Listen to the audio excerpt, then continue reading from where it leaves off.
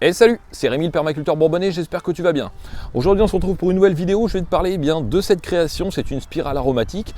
Alors je vais t'expliquer un petit peu où placer cette spirale chez toi dans ton jardin en permaculture, à quoi sert-elle et bien un petit peu voilà qu'est-ce que ça représente. Alors en termes de représentation, la spirale aromatique c'est vraiment un petit peu le blason, voire le logo d'un permaculteur, de nombreux permaculteurs en installent chez eux. C'est aussi quelque chose de très important que vous allez placer donc au niveau des zones. Comme vous le savez, en permaculture, il y a l'habitation, donc ensuite il y a la zone 1 autour de l'habitation, zone 2, zone 3, etc. Et donc la spirale aromatique, vous allez la placer en zone 1, tout simplement à côté de votre habitation. Ça paraît logique, si vous l'avez été tout au fond de votre terrain, le jour où vous aurez besoin de romarin, vous n'allez pas forcément avoir l'envie d'aller tout au fond de votre terrain chercher ce romarin. Alors il existe différents types de spirales, on va dire que le modèle le plus classique c'est celui-ci, un petit peu en forme d'escargot. Certaines spirales intègrent souvent, par exemple, une petite mare, voilà, ou du moins un petit trou d'eau juste à côté. Moi je n'ai pas mis tout simplement de mare à côté puisque j'ai déjà des mares qui sont existantes sur le terrain. Donc j'ai souhaité tout simplement voilà, créer cette spirale donc avec des tuiles de récupération. Vous pouvez la faire en différents matériaux, en briques, en bois, etc., etc.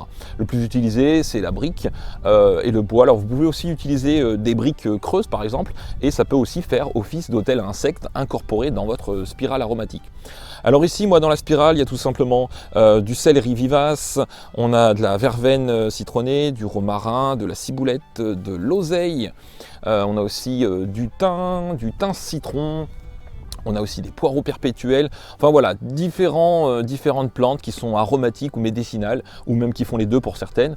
Il y aura d'autres végétaux qui vont se rajouter.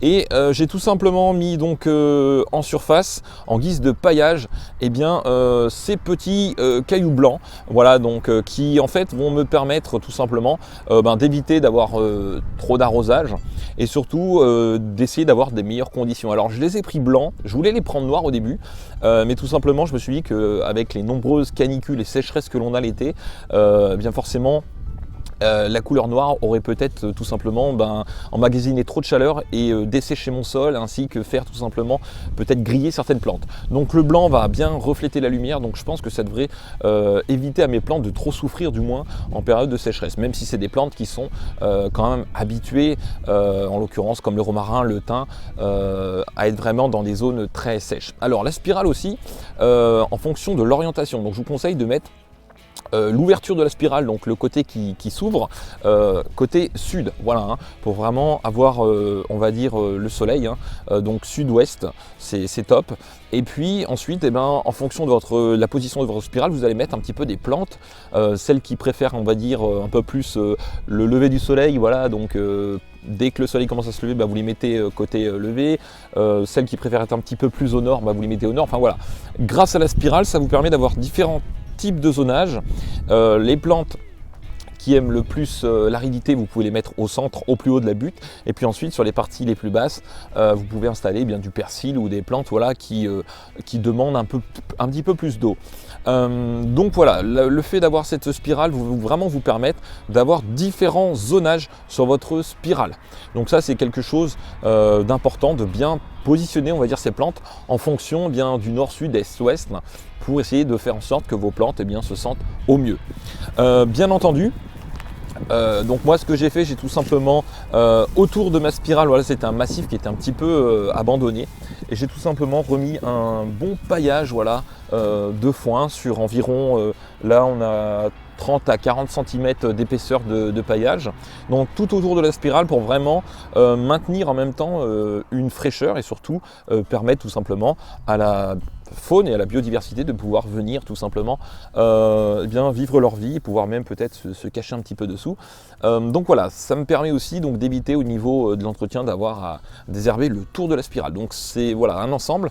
Et puis vraiment au niveau de la spirale, donc j'ai testé, donc je vais voir sur le long terme ce que ça donne, je vous dirai ça dans de futures vidéos. Mais pour moi voilà, j'ai choisi vraiment ces cailloux blancs pour éviter d'avoir trop d'accumulation de chaleur.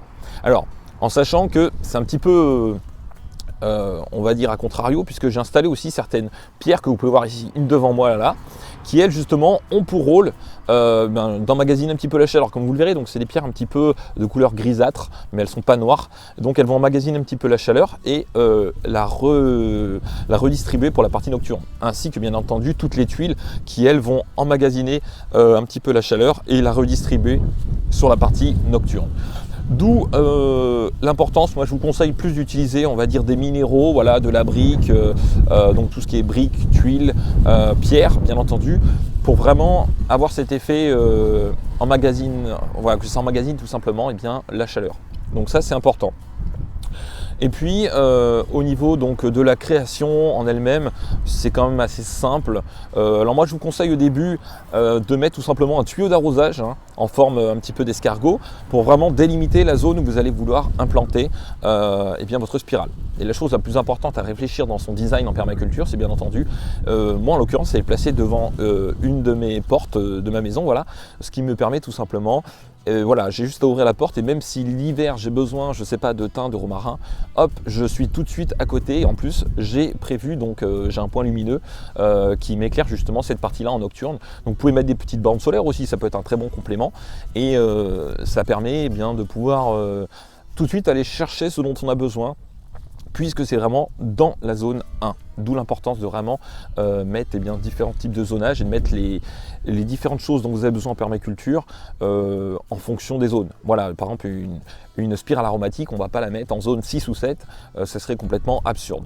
Donc ça, voilà, ça fait partie un petit peu des réflexions à avoir au niveau de la spirale. Et alors moi, le côté, donc l'ouverture, hein, voilà, l'exposition, voilà, je vous l'ai dit, puis c'est aussi juste en face eh bien, ma porte, ce qui me permet tout simplement d'avoir un accès plus rapide.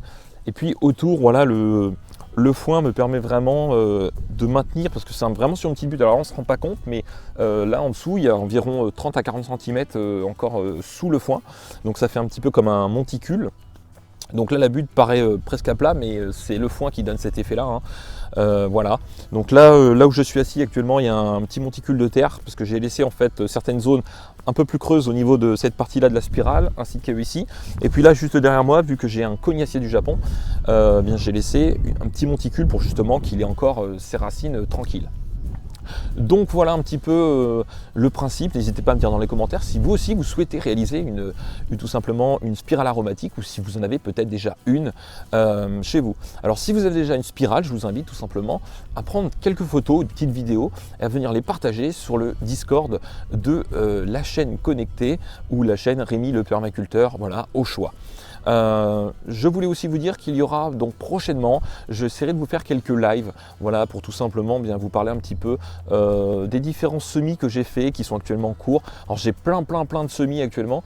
J'ai aussi, là vous ne le voyez pas, mais la partie permaculture, j'ai des salades que je récolte depuis maintenant le mois de janvier. Là j'ai des épinards qui viennent de sortir, voilà, ils sont hauts comme ça déjà. J'aurai l'occasion de vous montrer tout ça dans une prochaine vidéo. Et puis à l'intérieur, j'ai pas mal de différents semis, différentes plantes qui sont actuellement donc voilà, en train de germer. Donc écoutez, j'espère que cette vidéo vous a plu. Si vous avez aimé la vidéo, n'hésitez pas à me le dire dans les commentaires juste en dessous. Je vous dis à très bientôt. N'oubliez pas que vous êtes formidables. Ciao les permaculteurs. Allez, on y va ?